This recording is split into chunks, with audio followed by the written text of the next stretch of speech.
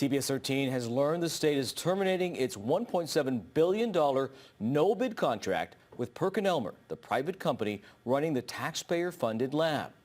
The state's 45-day notice cites increasing COVID testing alternatives as the reason for terminating the COVID lab contract, and notably makes no mention of the state and federal investigations which found the lab practices pose immediate jeopardy to patient health and safety, likely to cause serious injury, harm, or death to California patients.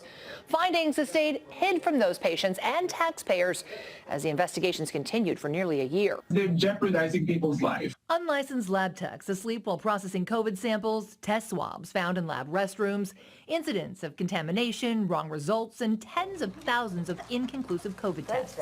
Those were just the first of many shocking public health failures exposed by whistleblowers. They really want public to know that this lab should not continue. More than a dozen whistleblowers came forward last year to expose what they say the state tried to hide. The public deserves to know what's going on in their state labs. The California Department of Public Health initially denied the allegations, calling our reporting irresponsible, then changed their response, acknowledging state inspectors had found significant deficiencies at the lab months earlier.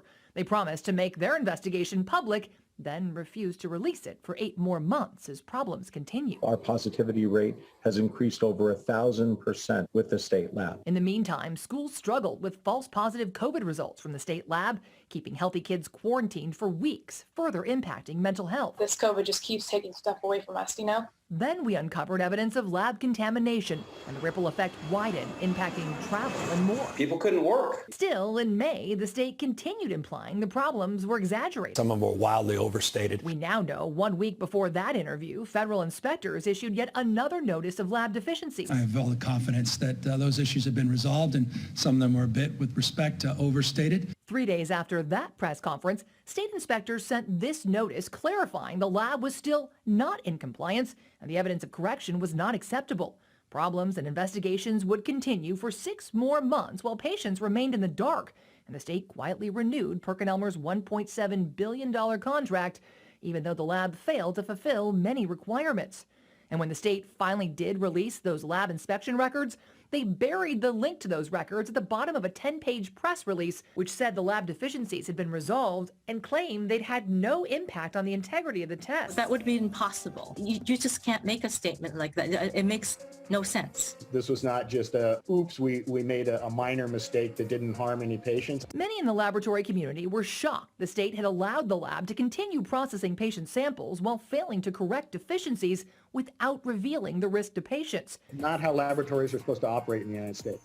In response, State Senator Wilk introduced 2 pieces of legislation.